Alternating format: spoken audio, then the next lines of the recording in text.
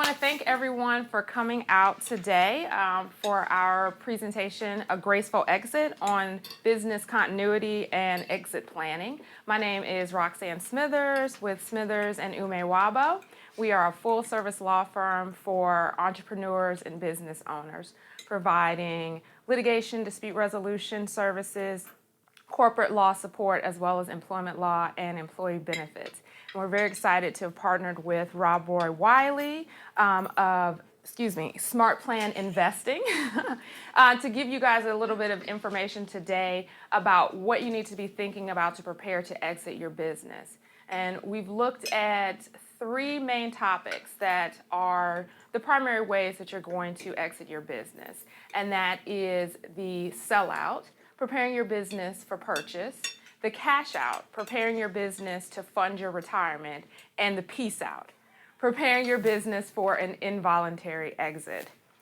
We both have a real passion for working with business owners, working with entrepreneurs to help them progress their businesses and also help them to make sure that their business provides the lifestyle and the life that they want to have. You have to take into consideration that exit planning also improves the value of your business while you're in your business. It's not something to think about right when you're ready to exit, because you can't necessarily always predict when that's going to happen. It helps you to turn what is often a job into an actual business that can stand on its own. And that is the difference between creating income for yourself and creating wealth for yourself. So we want to thank everybody for coming out today. Robroy and I are going to toggle back and forth as we go through these topics. Feel free at any point to ask us questions if you have them. We're going to hit pretty much four main topic areas under our scenarios. So we're going to give you a little bit of advice about management strategies. Robroy is going to give you some advice in terms of the financial strategies you need to take into consideration. I'm, of course, going to give you the legal strategies. And then throughout the presentation and at the end of each section, we'll give you some examples that we've seen with clients that we've worked with or situations that we've seen in the public sphere that kind of highlight the issues that we're looking at. We've got a little bit of information about ourselves. We're very excited. Robroy is incredibly accomplished, financial planner and financial advisor. So 55% of retirees retired earlier than they anticipated due to health problems or disability, as far as cashing out of their business. And one thing I don't know whether if I mentioned this at the very beginning, there is a fact that 100% of business owners will exit out of their business. You can choose whether or not how you want to hopefully exit out of your business. So in cashing out and using the proceeds of the sale of the business to help fund a good portion of your retirement, we're going to talk about management strategies, also financial strategies, and of course, legal strategies. And I'm going to share with you a story that actually ties into one of the points that Roxann talked about in the legal side, how a key employee actually messed up a sale for a business owner. Maria Villalobos had a plumbing company, and she had built it up over 25, 30 years. She had 55 employees. And she basically told her three key employees that within the next 2 years or year, she was planning on selling the business and retiring. And her one employee, her one key manager, Armand, said, "Good for you. You've worked really hard." And she told him, she said, "I could not have built this business without your help." So Maria, she kind of gleaned information from the internet and kind of decided that she was going to somewhat go it alone. She secured a business person to come in and appraise her business. So they appraised it at $11 million. She actually recruited a business broker who actually found her a potential buyer. She signed a letter of intent. And met with her key employees and said, I have a prospective buyer. And Armand said, well, how much is it for? Well, it's a little north of 10 million. So Armand comes back into Maria's office 2 days later, says, I want $1 million. You said that you could not have built this company without us key managers, and I have an offer from your competitor for twice the amount, and they're offering me a bonus. And Maria said, no, not going to pay it. Armand left. The potential owner or buyer dropped the sale because it was contingent that the key employees were going to remain in the business. And Maria attempted to actually put the business back up for sale. And she did get an offer, but it was for $7 million, but on the contingent that she work another 5 years in the business to help build up that management team. So Maria didn't consult with a legal or even have like an exit planning, anybody in there who could say, hey, you need to have your key employees sign non-compete NDAs, put in a system that they get paid key incentives. So the longer that they stay with the new owners, they get a bonus. So there are strategies to help secure those key managers. Because one of the other things is even if none of those key employees decided to do what they did, the owners would come in, interview the key managers, the key employees, and they're going to see that there's no NDAs or non-compete or any type of strategy in there. So they probably would have backed out of the sale because that would be one of the things that they would be possibly leery of and see as a risk. I have one quick question. Yes. So I've got independent contractors, and in their contractors, the non-compete and non-solicitation. Should I have them fill that out every year? Roxann's shaking her head no. You do not, so your question was, you have independent contractors right now and they have non-competes in their agreements. And your question is whether or not you need to have them fill those out every year. Generally, no. It'll depend on if your contract has a term and it automatically renews, then they're going to be under those non-competes for the term of that contract. Oftentimes the non-competes also have a tail end where they last for a year or 2 years following the termination of the contract, or have geographical sort of limits or customer limits. And those things can outlast the life of the relationship. The state law is going to put some limits on it. You can't totally bar somebody from earning a living, but as long as they're key and it's reasonable, they are enforceable. So one of the things I put down on the management strategy was loose lips sink ships. So Maria sharing with her key employees or key managers about her her selling the business and her signing a letter of intent and giving them the scope of what was going on falls into, you may have faith and trust in your employees, which is fantastic to have, but you don't want to be blindsided as an owner.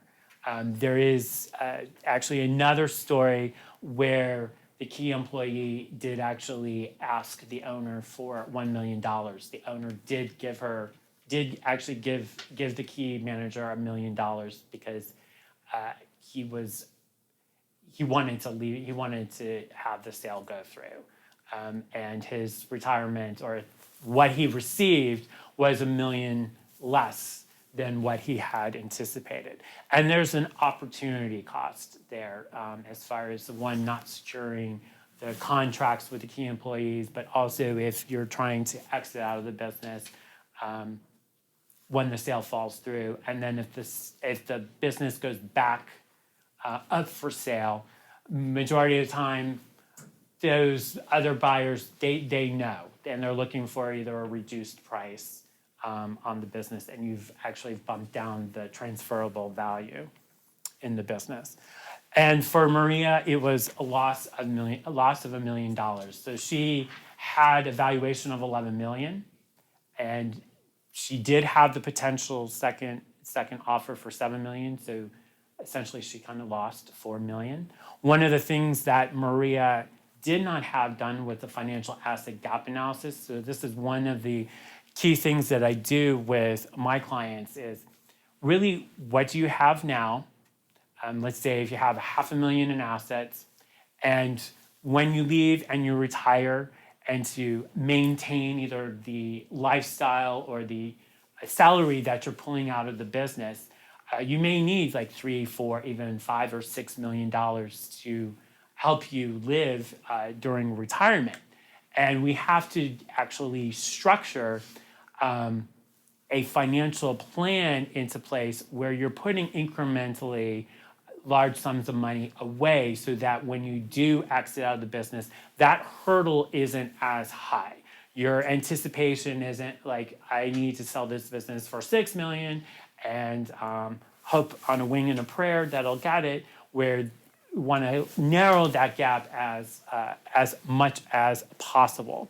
And then you want to know how to leverage the asset benefits. One of the other things to do is the value driver analysis. So what does the owner currently have that is driving the value in their business, but what are other strategies that they need to implement to help increase the value of that business over time? So because essentially we're talking at least a minimum, if the owner is thinking about it, a minimum of 1.5 years. Because you're wanting to go in there and really look at the components of the business. So you want to be able to get at least the maximum value for the price of your business, and also to help you minimize the risk to your personal assets. So in the next segment of Peace Out, I have a very compelling story that actually did happen to a business. So you're wanting to at least minimize the risk to the personal assets. Anybody have any questions? I'm going to turn it over to Roxann for All right. legal strategies. Okay, so legal strategies to prepare your business for retirement. So obviously, the quickest or the simplest way at sometimes to retire from your business is the sale. So we kind of already talked about all of the factors that you take into consideration if you are selling the business. One thing that you definitely want to think about if you're using a sale to fund your retirement is whether or not you are doing a lump sum sale of the business, meaning the purchaser is either personally has the full price or they're getting financing to pay you the full price in one lump sum, or if you're going to do pretty much an owner finance, where either they're going to give you a certain amount down at the beginning to close the sale, and then they are going to pay you over a certain number of years to finish the purchase price. That can depend on the health of your business, and that means making sure that you definitely have a business that's in a position to be able to fund those payouts over the years. Those can be flat amounts that are paid out. They can be percentages of revenue that are paid out over time. So you'll really want to look at making sure your business is in the healthiest position so that you can guarantee that you're going to get those funds down the road if you do a sale. There are some other ways that you can also, legal ways that you can also fund your retirement that are short of a full sale. You can consider maintaining a minority stake in the business so that you will continue to receive income from the business. You no longer be responsible from a management perspective. They may want you to stay on as a consultant for a certain amount of time, or have some other sort of face role. If you have been a great rainmaker, you may get paid to have lunch and go to conferences to generate business, but not have to perform in the business. There are obviously the risks associated with that. The amount is not necessarily guaranteed, and it's going to, you're going to want to have more of a keen eye on who you sell to, because now you're investing in their ability to run the business going forward, because your retirement income is going to be tied to that. You can consider negotiating some sort of royalty payment beyond the sale if you have intellectual property or it's a ongoing sales business and maybe you're selling to somebody who has grand plans to really expand the business. You've kind of kept it small and managed it, but they're going to make it part of some larger process or larger plan, and you don't want to miss out on all the benefits of that. So you may want to continue to receive a royalty on a product or some sort of a royalty on the services, particularly if you keep key customers engaged with the business. You may want to receive some benefits going forward from that. You can also consider a revenue or profit sharing agreement. Again, you could divest yourself of all of your ownership interests, but still have a contract where you get some share of the profits or the revenue going forward. And all of these depend on the continued health of the business and the management abilities of the purchaser. From your perspective, revenue sharing is far better than profit sharing, because that means you get your money off the top. Okay?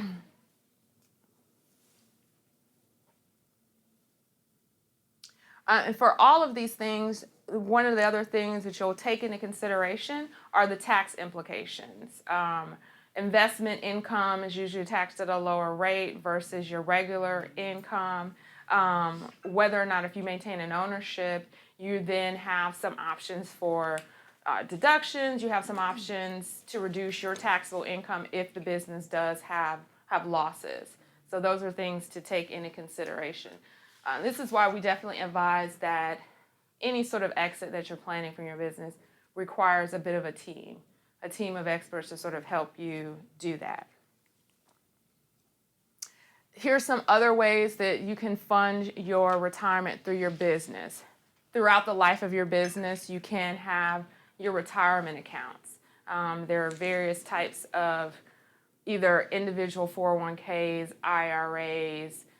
If you have a fair number of employees and you're over the federal minimums, you may come under federal ERISA laws and have to set up employee benefits as well as benefits for yourself. And those are things that you can run through your business. From a small individual business to a business with multiple employees, there are plans and structures that are available for you to think about. So that sort of retirement planning is not just for employees in corporate America. It's something that individual business owners can do as well. Another option, Robroy touched on it briefly, is if you are looking to perpetuate a family business. So you're looking to retire, but you really want to pass the business down to the next generation in your family. Key legal things that you want to make sure that you're doing. You want to make sure that you update the corporate documents to reflect these ownership changes. Oftentimes you'll have a situation where a parent has started a business, they're listed as the sole owner, but they have kids involved in the business who are sort of operating as if they're owners, but on paper they are not owners. And even when the parent steps away from actual day-to-day operations, they haven't really reflected that in the official corporate documents. So even if you're looking to pass it on to a child or a relative, or even people that you may bring into your business as investors, and you've made agreements to give them a certain percentage, it has to be reflected in the paperwork that they have their ownership interest. Your bylaws need to identify them as officers, and this impacts their ability to officially conduct business for your company. And that really comes into play when we talk about the peace out later on and the phases that can lead to a peace out. Because a peace out can be sudden or it can be staged and it can be slow. And you don't want, one of the things that your family also has to worry about is how do they get things done for the business because they're not in place beforehand. Okay. And you also, if you're perpetuating the family business, you've got some of the same issues as a sale, same documents that you'll need, same factors that will impact the value of that business. I can add a side note too. Yeah. With transferring, if you're possibly transferring a business to a key manager or key employee, you're going to want to bring in a business coach to evaluate the management skills of that key employee. Reason is that 75% of business transfers to key employees fail. And the reason being is that the key employee is, one, mentally, they don't see themselves as an owner. They haven't made that mindset and that shift. Two, staff may not see them as the leader of the organization. And a lot of times, a majority of the time, to finance that type of equity position, that's done on the contingent that the owner receives either a certain portion of the revenue or a certain portion of the profit monthly. And a lot of times that drops, and then the owner has to come in, revive the business, and hopefully be able to make a good outcome of it. If you're transferring it to a family member, in my case, our business is actually family owned. It's been in our family for 50 years. So I'm a little acquainted with the trying to get the exit for the transferring to the family. One of the good things about here in Atlanta, we have a Cox Family Center. So they specifically deal psychologically with the owner and transferring it to their offspring. Because a lot of times the owner doesn't want to give up the reins of the business, but it's the son or the daughter or both saying, hey, I am ready. I am ready to take on the reins. And they're like, no, I really raised you from when you were in diapers. You're still, still a little child. You may be 35 and have a master's and, have all this experience, but you're not ready. So they help really work with psychologically, either trying to get the matriarch or patriarch to make that road a little smoother in the process. So. Yeah.